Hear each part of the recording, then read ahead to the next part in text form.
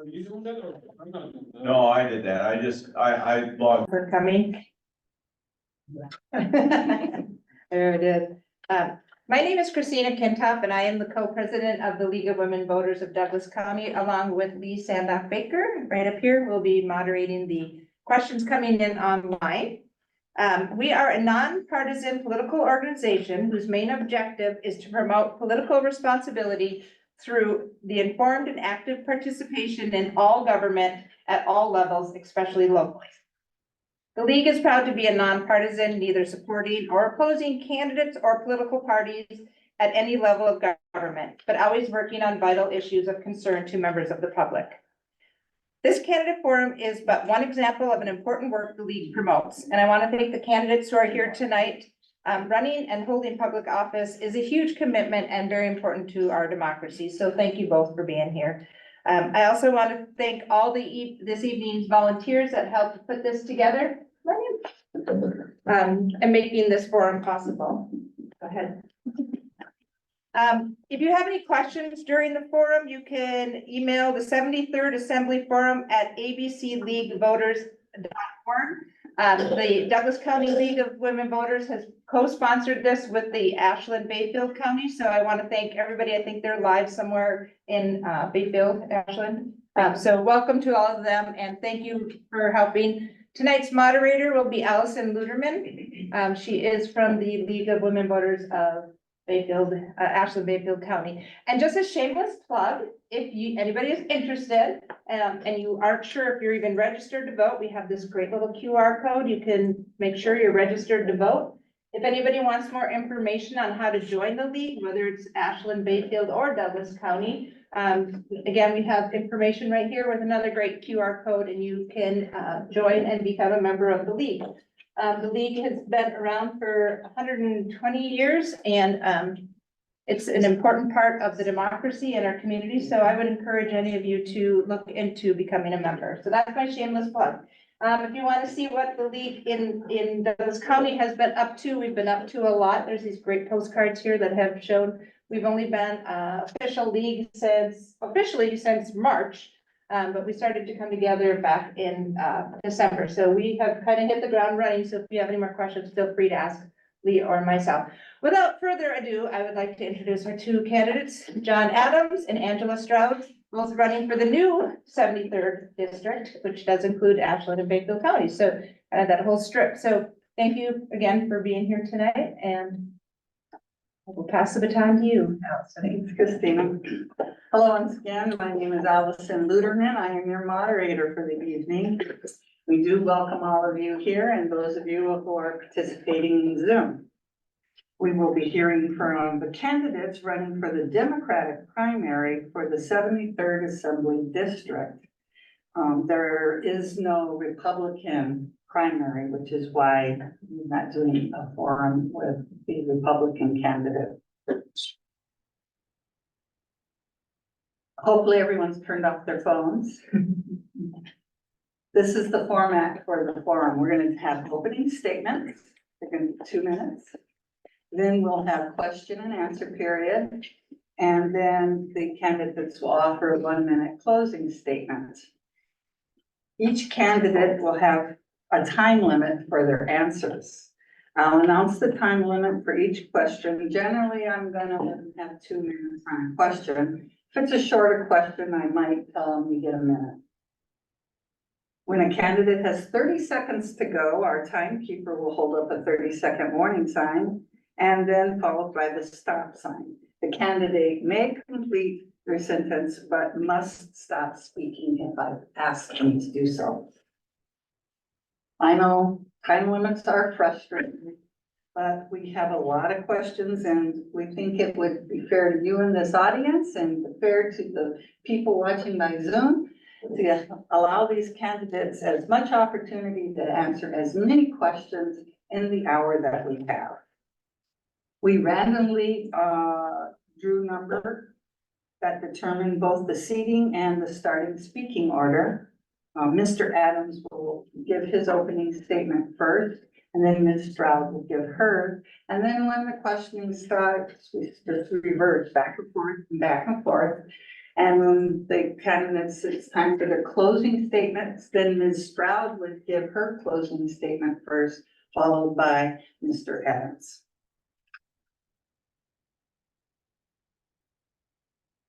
All right, I think we're ready to go. Everybody's phones off? Yes, yes, all right. We will start with Mr. Adams and your 2-minute opening statement. Thanks, Allison and Lee and Christina for putting this on. And, thanks UWS for hosting us. This is actually one of my alma maters. I took some graduate courses in journalism here back in the day. But I live in Washburn now, and I grew up in Duluth. I have a father who worked his life for Duluth Sabi Iron Railway and US Steel, and a mom who worked as a teacher's aide in the Duluth School District, a sister who works as a special ed teacher in Duluth, right over there. And another sister who works as a psychiatric nurse practitioner. I grew up kind of over the hill in Duluth, up in Kenwood.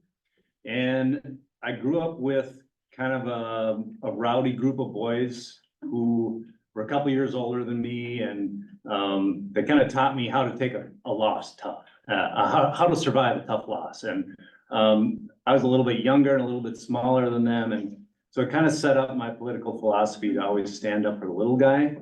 And maybe even if it looks like they're going to be losing, still stand up for them. And so I've also become a lifelong Minnesota Vikings fan for that reason too. But don't hold that against me. If the Packers start losing, I will cheer for them. I graduated with a degree in journalism at the University of Minnesota, and then worked at various newspapers throughout the northern tier of the country, as far west as Montana, and then lastly at the Duluth News Tribune. And those experiences of watching those newspapers shrink and eventually fold, and watching farms shrink and eventually fold, and my idyllic childhood and the broad expansion we had in the middle class when I was growing up, and those great freedoms that we had that the government had built over 40 years, that's built my political philosophy as the most important thing, is to try to rebuild the opportunities and freedoms I had for that middle class in this region. Thanks. Thank you, Mr. Adams. Ms. Stroud.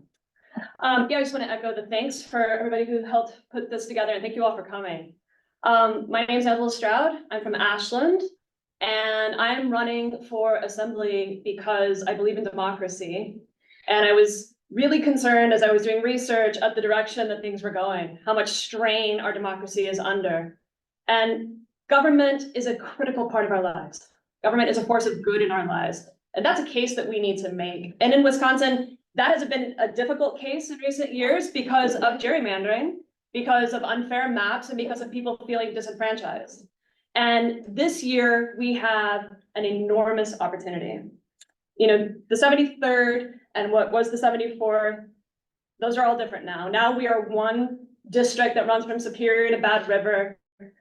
This is a brand new district, a brand new set of ways to think about building coalitions across this region. And I'm running because I want to not only just make the case that government's a force of good, I want to also build coalition around these critical issues that unite us. And the number one issue is protecting the lake. If those of us who live here and love the lake don't protect it, no one else is going to. You know, a lot of times when I'm knocking doors, which I'm doing all the time these days, people say, Madison doesn't remember us, we're too far north. They're gonna remember us after this election. We are the blue space right along the lake that is in charge of protecting one of the most important resources in really the world, but it's definitely in our state. Number two, reason I'm running, I'm an educator. I come from a family of educators. Public education is the lifeblood of community. And we have a storied tradition in this state of taking care of our public schools. We need to get back to that. I was just talking to someone yesterday who said 10, 12 years ago, Wisconsin was the model in the upper Midwest for all other states. And now Wisconsin educators are looking at other states like, how do we solve this problem? This is our chance to solve this problem. More issues, but we'll get to those in the questions. Thank you. I'm going to give pride of place with the first question to a young man who is 10 years old. So we're going to give the future the first question. And Ms. Stroud, you'll be answering this first. How do you plan on improving funding for public schools? Love it. Great question. I love that a 10-year-old asked it. There are a couple of things. Number one, I think public dollars should be reserved for public schools only. So we are sending something like $700 million a year to private and parochial schools. It's not who we are. When I tell that number to people, they're shocked. When I tell people that we are sending so much money from our property tax dollars to private schools, they're like, not in Wisconsin, they do that in the South. Like, no, they're doing that here, actually. So number one is I think we have to end this problematic thing that was created not that long ago, but is diverting now so much money from our public schools. Number two, our education formulas that were created in 1994 are fundamentally broken. We need to reassess and reanalyze how we set our school funding metrics. There's better ways to do it. And we need to have the courage and the political will for people in Madison to get that done. We're using referenda to solve problems that lawmakers in Madison are refusing to take responsibility for. That has to stop. It is our job to fix it, and that's what I plan to do. All right, thank you, Ms. Stroud. Mr. Adams, I should have let you know I was going to give 1 minute to this question because we actually have a few questions related to public school issues. So do you need me to repeat the question for you? I think I got it. Okay. Yeah, I definitely agree with Angela on the siphoning of funds off the table that are going into private schools' hands. That should be an unconstitutional thing at the state level, in my opinion. I grew up in Duluth with being able to walk to all my schools. 4 out of those 5 schools are now closed. The education funding gap is growing every year, and the funding formula in Wisconsin is based on a community's development tax. So when a community that isn't growing, they're simply not getting enough education funding in that community. So it's a double whammy to those kids because their communities aren't growing and their school funding is coming short as well. So that's one of those contributors that is setting up our society for a 2-tiered society, and something that I absolutely want to rebel against as a legislator. And I think it's a Republican move to have their workers and their owners and creating a society that I don't want to be a part of. The next question will just follow up on, stay on the topic of public education for another question. And Mr. Adams, I believe you will be answering this question first. So let's just give this an additional 1 minute on this topic and then we'll move on. What is your position on requiring voucher schools to meet the same requirements as public schools? It's fundamental when you're educating children, you educate everyone. And for them to be excluding kids based on physical needs, it's a slap in the face to the public schools. And so when we test those schools for performance, you can't really test them because the student body is totally different. So it's absolutely ridiculous that they are able to exclude students like that while public schools aren't. Ms. Stroud. I actually think that private schools should be able to operate the way that they want, so long as they don't have public dollars. So they shouldn't have public dollars. If parents want the choice to send their kids to private schools and they want religious education or whatever, that's their choice. One of the most egregious places you see this dysfunction is around special ed. So private schools are reimbursed at 100% for their special ed costs, even though they have no standards that they have to meet for meeting the needs of special ed students. That is diversion away from special ed students in public schools who are having their resources watered down. Those needs can't be met. And there's no accountability at the private schools. So I just think public dollars for public schools, private schools can do what they want as they always have in the past. Parents can still have the choice to send their kids there if they want, but tax dollars should not go there. So I think that's a pretty important thing for us to keep thinking about and keep talking about, especially when it comes to special ed. It's watering down resources for kids who desperately need it.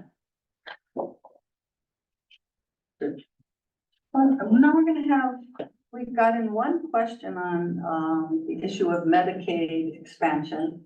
So let's spend a couple of minutes each on this, since we only had one question, and I'm sure there's a lot of people out there interested in this topic. Ms. Stroud, I believe you're going first this round. And so here's your question. Expanding Medicaid is an important issue in Wisconsin. What ideals do you have to get this done? We just need to expand it. It's not rocket science. Other states have done it. With fair maps, we have our best chance so far. We're leaving $500 million on the table every year because of the Republican Party's ideological opposition to Medicaid.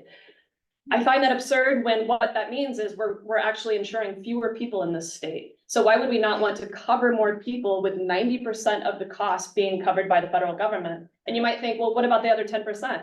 We're still absorbing the other 10% of those costs. Because when we don't have insured people, all of our healthcare costs more. So in addition to Medicaid expansion though, which by the way is a Wisconsin tradition, 12, 15 years ago, Badger Care was actually at a much higher rate than it is now. So this isn't actually radical for us. It's who we are. It's our values as a state. But in addition to Medicaid expansion, we also need to raise the Medicaid reimbursement rate. You see this especially in border communities like Superior compared to Duluth. It hurts our healthcare providers, which hurts our people who are on Medicaid, and they have a difficult time accessing services. So these two things need to go together in my mind. And Mr. Adams. Yeah, believe it or not, Governor Tommy Thompson put Badger Care in place, and one of the reasons he did that was under the guise of bringing in large corporate farms so employers could have, or so employees could have health care. And now the ethos of the Republican Party is make sure we cut everything and we can't spend any money because that will give the other side ammunition. So we saw Scott Walker reject the funding for light rail, which could have modernized our transportation system. And then we see the current Republican Party rejecting this Badger Care or this Medicaid expansion, which has helped, it could help 90,000 more Wisconsins reach healthcare. And look at Michigan, Marquette, they put 150 new jobs in for that through federal funding for that jobs to manage that federal program. We could be doing the same thing in our district. How would 150 federally paid jobs change our district here? And Ms. Stroud. Oh, you already answered. I did. I can say more. That's right. I'm gonna move on to a few questions that came in about issues for rural areas. Our senior population, especially tribal elders, reported on a recent survey conducted by the Greater Wisconsin Agency of Area Resources that healthcare access and social isolation are two of their top concerns. I would like to include insufficient tech training and scamming. That was the questionnaires aside. Also, as a prevailing problem for our elders, especially those who want to register to vote and do not yet have the necessary skills or proper training. Our elders are especially vulnerable, and everyone is responsible to see their concerns. What are your plans to address these issues of concern for an ever-growing population? And I believe, Mr. Adams, you're first this time, correct? Yep. I think the tribes were especially hard hit during COVID, and our country as a whole was. And sadly, we lost years of life expectancy off our tribal neighbors.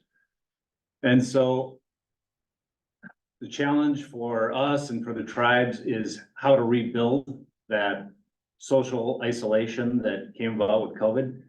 And the state has a role in that because through things like the 1854 treaty, those tribal nations were established as sovereign nations that require things such as access for hunting and fishing on a lot of the lands that were in that treaty, education and health. And so I enjoy all the time I've spent on the tribe, covering stories there and knocking on doors, and the state just needs to negotiate with them in full pay. Yeah, I think our elders need to be prioritized. The society can be judged based on how it treats its children and its elderly. And we are losing ground on this, as we are in so many other things. But the solutions here, many of the things we'll talk about tonight, the problems are complicated, the solutions are difficult. There are small, inexpensive interventions we could make on this question. The Ashland County Aging Unit, as an example, is a resource that's incredible for elderly people in our community. They used to have this program called Faith in Action, where volunteers could go into people's homes, help with simple caretaking tasks. It was such a robust and incredible organization, but the tiny amount of funding that this organization gets has been cut year after year. It is a money-saving example. If we keep elderly people in their home, it's not just about saving money for them, it's quality of life. They're connected. And it's also good for young people who are having relationships with these elders. And so it's something I've been involved a lot in my work prior. It's something that's like a tiny investment, makes an enormous difference, improves community and quality of life. And it's the kind of thing I hear older people talking about wanting when I meet them at doors. Let's spend a minute again on the theme of rural and resources. And I think we'll give this next question 1 minute of time. In the rural areas of the 73rd district, fire and EMS services are mostly provided by volunteers or paid on-call staff. Many of these departments lack resources and are short-staffed. If elected, how will you advocate for these services, and do you plan to engage with these services on a regular basis? And this round, Ms. Stroud, you're first. Yep, great. Just yesterday, I was knocking doors in Washburn and I talked to the director of EMS services, just happened to meet him at his door, and he was talking about this very issue. But I've heard it multiple times, a person in Superior who's on a community board on this topic. A person in Port Wing who told me that a firefighting outfit, it's probably not called an outfit, uniform is $4,000. So the expenses for these really critical life-saving organizations are there, but we have to acknowledge when they are on call paid shifts, this is as cheap as it possibly gets. We owe it and we want it. I mean, everyone here wants these resources, right? The state owes it to us in rural communities to figure out a funding mechanism. Again, this isn't an enormous amount of money, but it has to be a priority. And this is going to be a challenge, I think, for Democrats. If we win the majority, and there is a chance that someone who lives in a rural space and is a Democrat has to be loud and vocal and teach Democrats how to speak to rural people. Because this is exactly the kind of issue that we need, that they may not understand when their attention is focused on Madison and Milwaukee. And Mr. Adams. Yeah, I was just speaking with an EMT person from Sanborn, and they recently were able to rebuild their station, and that gave them the ability to spend the night at the station. So in the middle of the night, when they get those calls, they're not waking up their whole family, they're already there. And frankly, these people are our community heroes. When they're going out on calls at 2 a.m, sooner or later, one of us is gonna need that. And I just think the funding has been inadequate. When Beth Myers was in the office, she proposed a bill that would give reduced college or pay back some college loans for young people who volunteered with EMS. And I revived that bill. It never got a hearing because of makeup of the legislature, but it's solutions like that that improve our rural economies, just because simply when a retirement community wants to live in a rural area, that's one of the things they look at is what are the EMS services? All right, I'm gonna stick with the city versus rural area, limited resources theme for one more question. Let's give it a minute. And the question is, should cities be eligible for broadband funding, or should funds first prioritize the rural areas? And Mr. Adams, you get to go first on this city versus country debate. Yeah, the PSC is grappling with this issue, I think, probably in maybe the whole country, but it's so much easier to wire people together when they're close together. But I think access to broadband is quickly becoming a human right. It's hard to get a job. It's hard to apply for work. So much of the information that we used to get in other avenues is now found on the internet. So I know you'd like to pitch it as a city versus rural issue, but really this is something that we all need, and we're gonna have to come together to fund it. And currently, in the region I live, the grants are coming in, but like I said, they're grant funded and they're not totally state funded. So some of the rural areas have that broadband access and some don't, and that's not fair. I have to agree on the, I'm not gonna engage on the city versus rural. I think this is an issue for all of us. And we see a lot of federal investments on this, question. But there is going to be a role for the state because this is, again, one of the things that the state is supposed to do. Look at places where we're not seeing access, being made available and try to find solutions. And so this has to be, I agree completely with John that, you know, on my dead end road in the country, we got high-speed internet literally 2 months before COVID hit. Of course, we didn't know what was happening, but if that hadn't happened, I don't know what we would have done in our household with 3 of us online all the time. And so I was really, one of the lucky ones, and I know a lot of people aren't, and we have to solve that problem. I'm gonna move on to, the topic of the environment. We've gotten a few questions on this, and for this question, I think we'll go with 2 minutes for each of you. How do you feel about proposed developments in our district, including the Nemadji Trail Energy Center and Line 5 pipeline reroute? Ms. Stroud, you're first. Great. I'll start with Intech first. And I want to acknowledge this is a difficult issue for lots of people. And whenever we're grappling with a complex situation, I mean, the way I do it is we think of costs and benefits. And starting with the benefits, we know that there will be some benefits for this project. We know that there will be some union jobs. And that's real, and especially in this economy, I understand the appeal of that. But if we think about the costs that are potentially there for Intech, this ranges for everything from air quality to property values for neighbors who live nearby, to the effect of the build and the Nemadji River. But there's this other cost that I don't think gets enough attention, and that's the cost that ratepayers are going to be paying for decades to pay for the construction costs of this power plant. The entire cost of construction has to be paid for by the ratepayers plus a 10% return to the company. No matter how much energy is ever produced by this plant, if any at all, no matter how long we burn fracked natural gas, which looking at the research, I don't think we're gonna be burning it that long. So thinking about that as a cost, go down to the site. If you haven't been down there, I highly recommend go and look at where they're proposing to build this on an eroding river bluff. Probably the most expensive place you could ever build anything that you want to last. Maybe pitching a tent would be a cheap thing to do. But if you're gonna build something that you want to have last, an eroding river bluff, eroding now significantly before we're getting these increased storms. I mean, what are the storms gonna be like 5 and 10 years from now? What's the effect going to be there? And so I worry about the cost of the project. It's already proposed to be $1 billion. That's before the inevitable overruns that all construction has. And so that's troubling to me. And it's troubling, you asked this as an environmental question. I think we have to think about the ecosystem effects of Intech and the economic effects, because sustainability is social, environmental, and economic, and all of these always play together. Didn't have time for line 5, close to my heart. I hope I get to talk about that just a little bit. This is what I'll do, because these are complicated issues.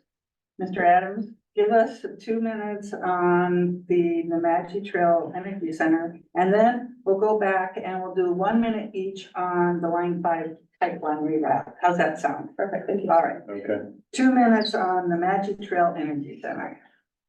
Yeah, growing up, I remember the train derailment in the Nemadji River in Superior and how scary that was. And we're potentially looking at a series of co-ops investing in Superior, many of which are from out of state. And the residents are gonna be the ones taking the burden of the methane in the air and the poor air quality. And these gigantic cooperatives are gonna be pulling the profits out of the production. So the balance between that and renewables, it seems like NTech is a technology of the past. Putting power plants in cities is risking air quality, and that is a human right and a freedom that no one should have to compromise. There's all kinds of power generation issues going on in the country that have to do with the amount of electricity that's being required for all our technology. And we're gonna have to make the smart decisions how that energy is produced and where it's produced. And these cooperatives, they're investing in Superior most likely because the Public Service Commission is operating as a rubber stamp in this state. And the Republican appointees on it are not putting the challenges and the screws to these proposals. And most recently today, that aggregate of cooperatives is now suing the city of Superior. Project does not look like a good idea to me. Thank you, Mr. Adams. So let's go and have part two and 1 minute each on the Line 5 pipeline reroute. What's your position on that? So the Line 5 pipeline. Oh, I'm sorry. I think Mr. Adams, you're gonna go first on this one. Yeah, sure. I grew up traveling up the North Shore to our cabin, fishing the streams on the North Shore and the South Shore. The lake is the reason I moved back here, and it's probably a lot of the reasons why we live here. So protecting it is gonna be a central issue in this newly formed Lakeshore District. I think a lot of the people in the district share my sentiment of that's why we live here. So the potential of Line 5 polluting the lake is repugnant, and frankly, I don't know if we're gonna be able to trust the Corps of Engineer report that's gonna be coming out soon. I was recently at the hearing in Ashland, and a lot of people spoke on both sides. But as a rallying cry, that reverberates in my mind is just remember what happened in Kalamazoo. And the Corps of Engineers and Enbridge is gonna have to present one hell of a plan to prove to everyone that they know how to clean up a tar sand oil spill. Thank you. Mr. Adams. Line 5, as it currently sits, this is fundamentally an issue of treaty rights. And our treaty rights are something that affect all of us. We are all treaty people. We live in this ceded territory. And so we have to think about not only standing with our Indigenous neighbors, but recognizing the wisdom that their traditions have when it comes to protecting the resources. And this is something we're late to the game on. I mean, I'll say me as a white person, having to learn about environmentalism, it's not deeply embedded in my culture growing up, but to recognize that protecting the water, that water is life, that is absolutely something that I think is a gift that Indigenous people have given us that we need to take seriously. The problem of the reroute is it fundamentally doesn't solve the problem of the threat of contamination. This is Canadian tar sands. We bear all the risk in the Lake Superior watershed and none of the reward of this energy. I think it's something that we have to take very seriously because, wrecking our water supply is a direct threat to our own lives. Thank you. All right, we're gonna just stay on this theme of the environment, but move towards legislative solutions. And so the question, I'll give it a minute. And on this question, Ms. Stroud will go first. What legislative changes do you support to ensure the protection of groundwater in Wisconsin? I think we have to So start. I think this questioner wants to get specific as to, you're down in the legislature, what can you do? Yeah, great question. Two things come to mind immediately. Number one is PFAS regulation.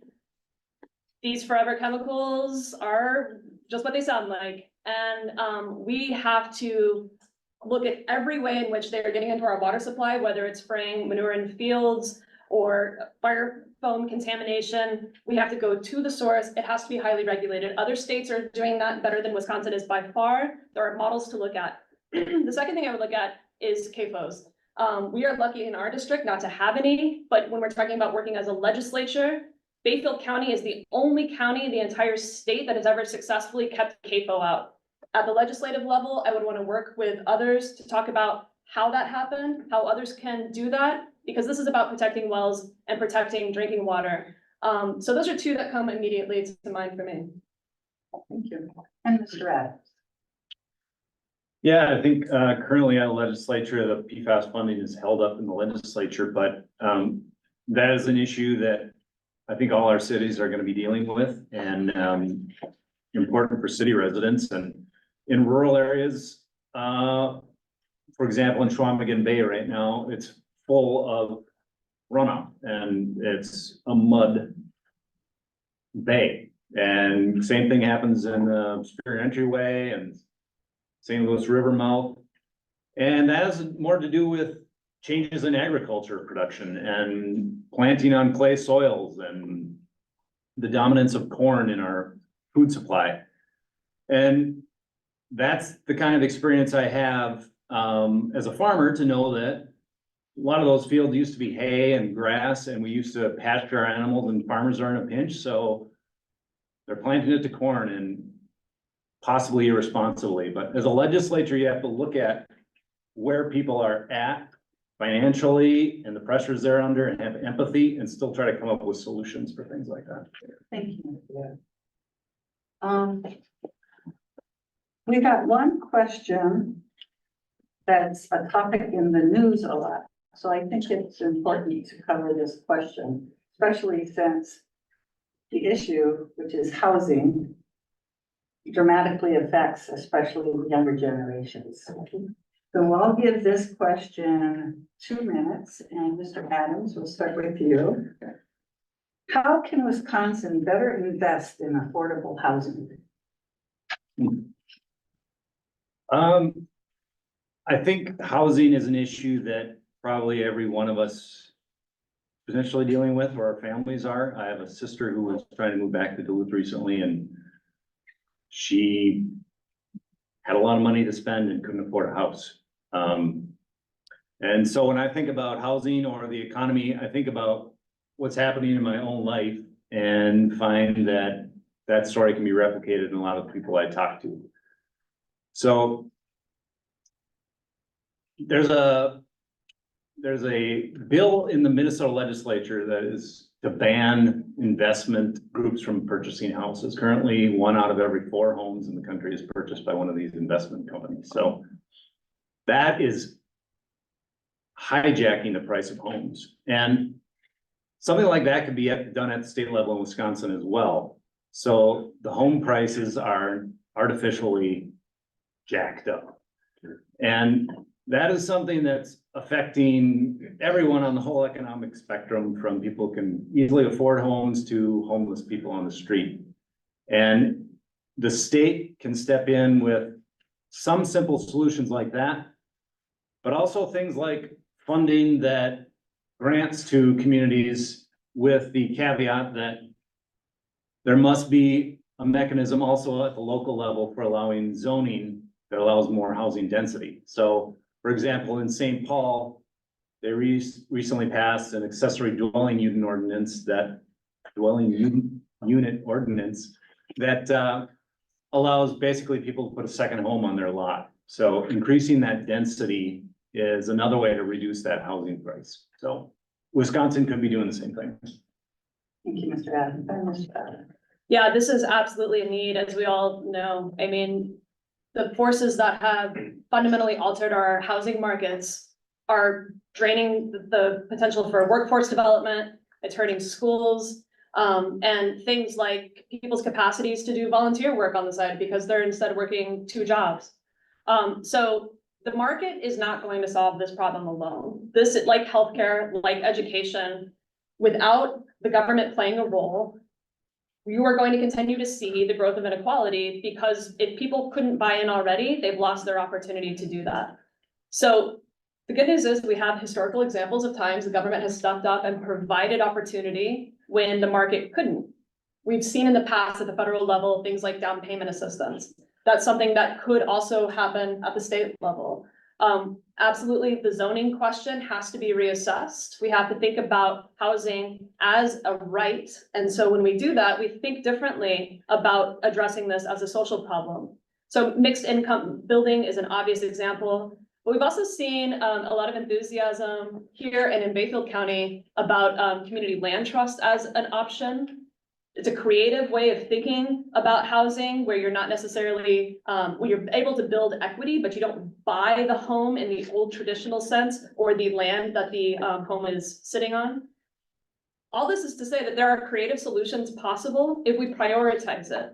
But the old model of go get a 30-year home loan and somehow come up with the down payment on your own in a market that has become outrageous, that's just not sustainable, if it ever was for many people. But this is something that the legislature is going to have to address. Again, the market won't solve it on its own. And I remember, 10 years ago, we used to think, oh, these are places, our district, with a really low housing costs. Anybody could buy a house. Even then, it wasn't true. It's definitely not true now. We've got to look for solutions, and quickly. This is one of those that just can't wait. We're losing intergenerational opportunity now. Thank you, Ms. Stroud. Well, we've been at it for a little bit, so get rid of the low hanging fruit and get to a tough question for the both of you. The way it was written, I think I know what the questioner was getting at, so I just rephrased it a bit. And I believe Ms. Stroud, this is yours first. What legislation do you support related to abortion? Great question, important question. I think women should have a legal right to an abortion codified in law. Right now, we have a legal gray area. A judge's ruling says that abortion is legal, but it's not legislative. And so there is still that threat and risk of a felony charge hanging over providers and women. Even during our times of Roe v. Wade, there were still always conversations about gestational limits. I think that's become sort of an acceptable way of thinking about it. And that's something we should talk about at the state level. No matter what gestational limits exist, there always has to be an exception for the health of the mother. Because 1% of abortions happen because something catastrophic has happened to a pregnancy. And the legislature should never be involved in a woman's ability to take care of her own health with her doctor if something catastrophic has happened to a developing fetus. And so there's no place for government here. I will make the case all day long that government has a role to play in improving our lives, but government has no role to play in the decisions we make about our bodies. And that is not how, Wisconsin has agreed with me. The polling is clear. We have to change it. Thanks. Mr. Adams. Yeah, I agree. It should be codified in law. That's kind of a no-brainer. Unfortunately, our legislature has been doing no-brainer type things. When Roe was first decided, it was a non-issue practically. You might find it on a sidebar on the front page of a newspaper, but it wasn't like Dobbs' decision.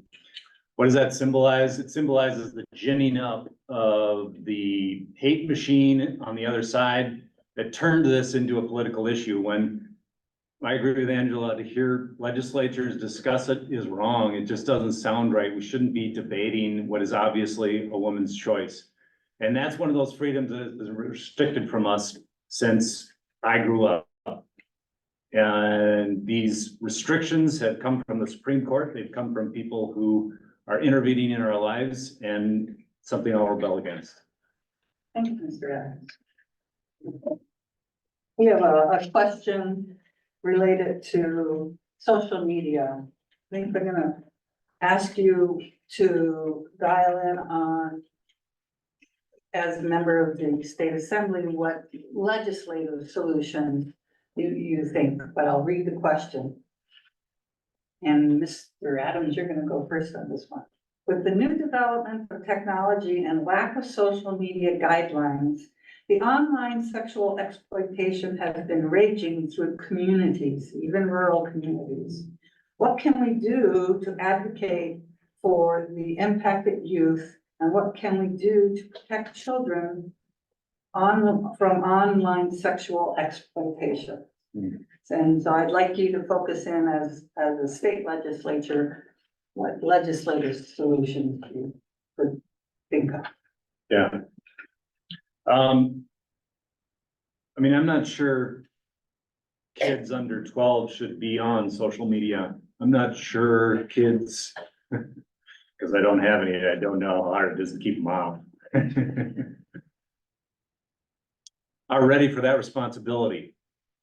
And the impact it's had on their lives has been confronted federally in Congress. I think we saw the leaders of social media come testify before Congress and plead their cases. But at a state level, the protection of children is number one with the responsibility of the legislature. So the warning labels aren't on social media. The legislature hasn't kept up in the change in times, and the protection of children should be an absolute priority. And Stroud. Yeah, social media is a tough one. Having kids, you know, and the research is clear on this too. The right amount of social media isn't zero, it turns out, because then they're left out of their peer cultures, but it's definitely not the unfettered, you know, the total access dynamic that so many kids have. The Surgeon General, Vivek Murthy, was just came out with this warning labels idea, and one of the things that has gotten traction recently is schools as tech-free zones. That's something that I've talked to parents about, and they're like, please get all the screens out of schools. I fight with my kids enough to have them off screens outside of school. The fact that they're spending all day on screens is a problem. It's a hard one to legislate, but I think on the level of regulation of these and responsibility that these companies have for the dynamics that are happening in the culture, we have to be willing to think about this topic because it is sexual exploitation of children in particular is dangerous, obviously, scary, and it's amazing how easy it is for kids to fall into that. So this has to be sort of a top priority that we think about as our responsibility. Thank you, Ms. Stroud. We have one question in the area of issues affecting veterans. So let's give this 1 minute each for you, and Ms. Stroud, you will start this round. A significant number of veterans, including many living in Red Cliff and Odenah, live in this assembly district. What specifically will you do to support veterans if you are elected to the assembly? Yeah, it's true. Indigenous communities have higher rates of service than any other community, and rural spaces do too. There are some interesting ideas. I was just talking to someone who's an advocate for veteran issues, and he talked about legislation that has been proposed historically to offer property tax breaks for vets who are 50% disabled or more. I think that's something we should seriously take a look at. That commitment to your country, the cost that you've borne. And by the way, property tax incentivizing is something we can think about in all kinds of different ways, potentially. But this is, you know, rural healthcare, mental health treatment, addiction treatment, all of these things that get wrapped up that we think about as social problems generally apply to this population disproportionately. So when we fail to address mental health in rural spaces, recognizing that we have a larger population of vets means we are disproportionately failing to live up to our obligations to them. So it's a great question, something that we all need to be thinking more about. Yes. And Mr. Adams. Yeah, when I visited the VFW in Red Cliff, all along the walls were pictures going back 70 years probably of veterans who fought in wars.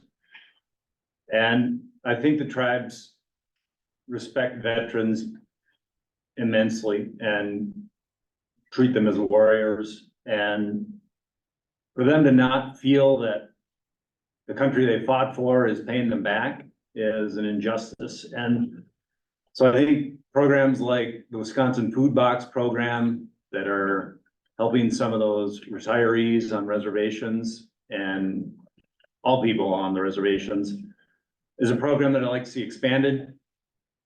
It helps farmers in Wisconsin and it helps residents on the reservations.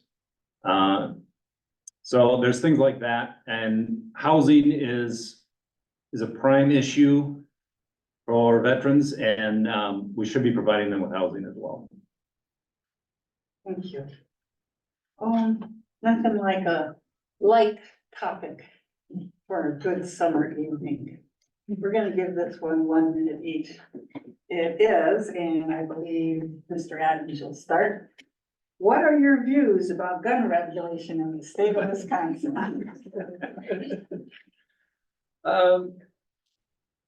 Well, there's two things that I think could be easily done and have been adopted by other states, and that's expanding background checks to include sales throughout the gun market and red flag laws. And I think when people hear either of those, they kind of had knee-jerk reactions, and I think the responsibility of a legislator is to finally craft those red flag laws that keep oversight on a judge that's gonna have to make that difficult decision to take away a person's gun.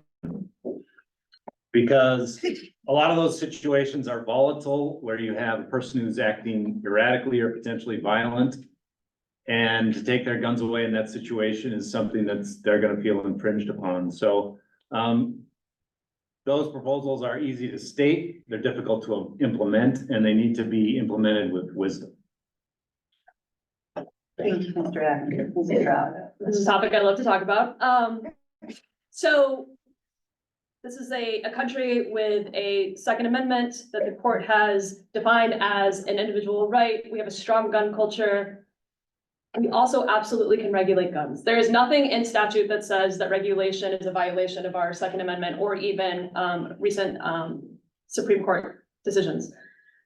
What does that look like? Well, of course, expanded background checks, absolutely. Red flag laws are actually tricky because police will tell you those situations scare them. It's a difficult circumstance. And when we think about police abuses of certain minoritized communities, going in there to take away their guns adds a lot of volatility to that dynamic. I'm not saying they're a bad idea, but how they happen is everything. Social workers, along with police officers, in a community-based way, would have to be a part of the conversation for these to work well at all. We also need to think about, bottom line, the problem isn't guns, the problem is guns being in the hands of people who shouldn't have them. So anything that we can think about in terms of reducing that dynamic and volatile problem is something that we have to think about. There's others, we don't have time for it with this, with 1 minute, but there are other ideas.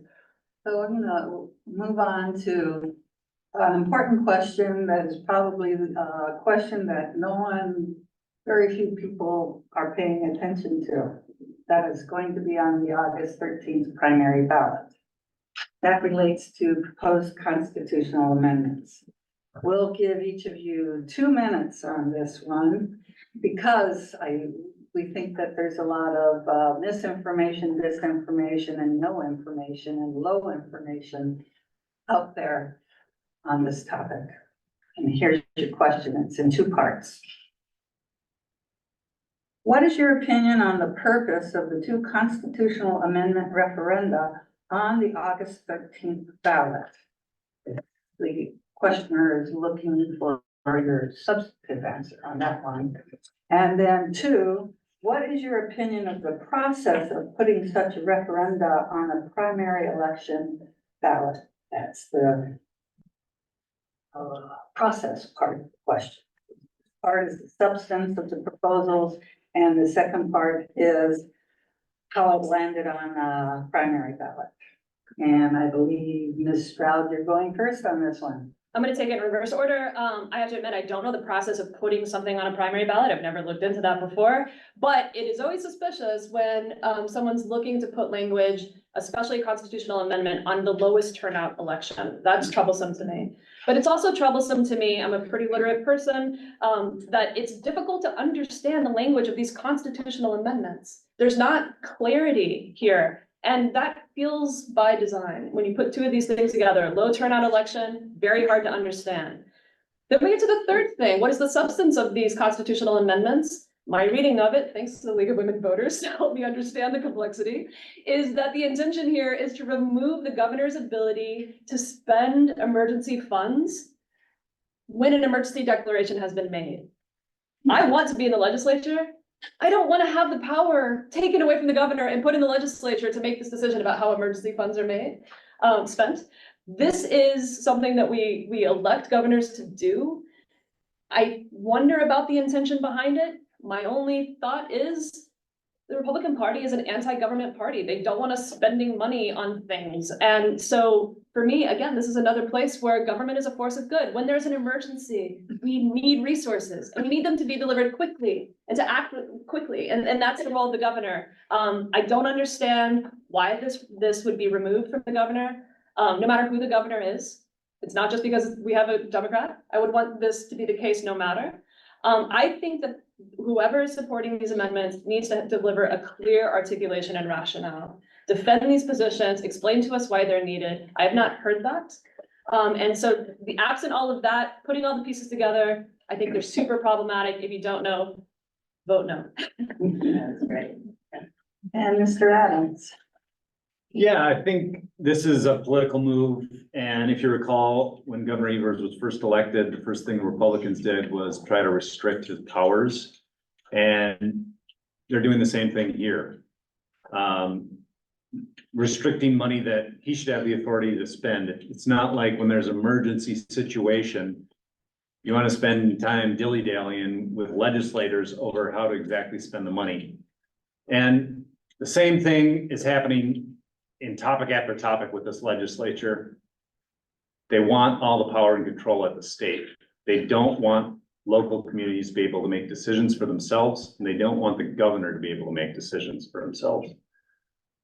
Now, with the substance, with the form of putting a question like this on a primary ballot, that's a bit of a tough one. I feel like in democracy, the people who show up get the right to win. And each side has to turn out their people in order to get that win. So is there room for underhanded actors in that type of situation? Yes, there is. But as it sits now, these referendums aren't binding. They're opinions of voters. And so if Wisconsin ever does do what I wish it would do, is put a lot of these issues up to a direct vote, so binding referendums and putting more power in the people's hands, then my opinion would change about having things on a primary ballot. Thank you, Mr. Adams. We'll do one more question because we're running out of time. I'll make this a 1 minute answer question. Whether you are elected or not, what is one way your campaign will leave a positive impact on the 73rd Assembly District?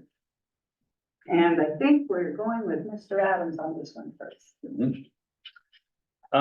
Well, I think part of the candidate's responsibility is to spread the good news.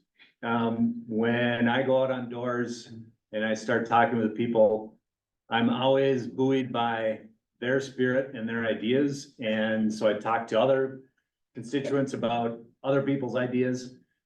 And I love knocking doors on the reservation as well. The communities I've met there have always been open and full of great ideas and very kind. So win or lose, I think campaigns are supposed to build community. And I think in this primary election, we both have the opportunity to do that because we are both good, outgoing Democrats, and we can build a lot of spirit and community in this new district. And Ms. Stroud. I mean, one of the reasons I wanted to get into this race is because I believe in the power of democracy and the importance of democracy. And that's a message that I'm sharing with people all the time. And they'll say, like, how can you believe in it? With all the things that we're seeing, how do you still believe in it? And it's like, because it's our only option. What other system of government would be better than democracy, where people have a voice and a vote about the things that affect them? Is it perfect? No, and it never has been, but it's always about an attempt to get closer to justice. We can't get to justice if you don't have a voice. And so telling that story is a big part of why I wanted to do this, and hearing from people like, yes, thank you for reminding me, and here's how I do that, and here's how I'm engaged in my community, here's how I show up to try to protect my neighborhood. We're building this sort of energy, and the number one thing when I talk to groups that they say to me is, you're giving me hope. I haven't had hope in a long time, and I feel hope when I talk to you. And I feel like if that, no matter if I win or not, if that's the message I can spread, then this is good work, and the rest takes care of itself. Thank you, Ms. Stroud. That concludes the question and answer portion of our evening.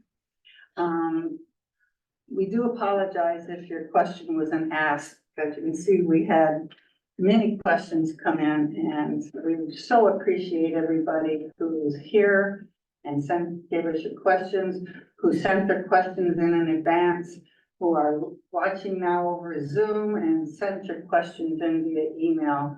We, the League of Women Voters, greatly appreciate your participation in an important opportunity to educate voters. But now we must leave it for the closing remarks to our two candidates. And I believe Ms. Stroud, you get to start. You have 1 minute. 1 minute. Okay. I'll just say, you know, our ideas are pretty similar. There's not a huge difference between us. What I think I bring to this race is the ability to understand complexity. I'm not saying you don't have that, of course you do. But my background is on solving problems that are complex, seeing how issues connect, and working with other people, even if they don't agree with me. Getting results for this district is the most important thing. We have to get results, and the hardest working, most dedicated person in this race is going to do that. We'll see who that is. I mean, it's for you to decide your view on that. But I know I have what it takes. I know what it takes, not only just to win this race, which is, you know, just one part of this, but to bring the resources to this district, to make people in Madison realize that Northern Wisconsin is not Eau Claire, that actually it's us. We are the northernmost district. We are that blue shining beacon right next to the lake. And helping them to understand that is about utilizing your skills. And I think I have those skills. So I look forward to talking to you and sharing that message more. Thank you. And Mr. Adams. Yeah, just to follow up on what I introduced myself as, I didn't quite get out to all of it, but I'm a small farmer. I'm a vegetable grower. We actually deliver food to this area, including United Presbyterian Church. We actually had a drop site on the UWS campus right next door. So, and that, I bring that up because that's part of my philosophy. It's challenging the corporate structure of food. It's reviving our rural communities, and it's protecting our natural resources. So this is my homeland. I'm always going to protect the lake. And I've had a lifetime of experiences of working in small newspapers and small farms. And I've seen what's happened to the middle class over my lifetime. And so I have the history and the knowledge and the experience that has shown me the struggle that everyday working people are under. I'm under it too. I work 2 jobs and I'm campaigning. And I think a legislator needs to have that, because we've elected too many people who aren't coming from the working class. And the system is set up now so that it's a revolving door, and the politicians are getting wealthier and the rest of us are being left behind. Thank you, Mr. Adams. Well, this concludes our forum for this evening. The primary election is on August 13th. The League of Women Voters urges you to vote, because your vote is your power. Thanks again to our candidates and to the audience for your participation. And we especially want to thank our lead crew who helped organize and run this forum. So good night, and thank you very much.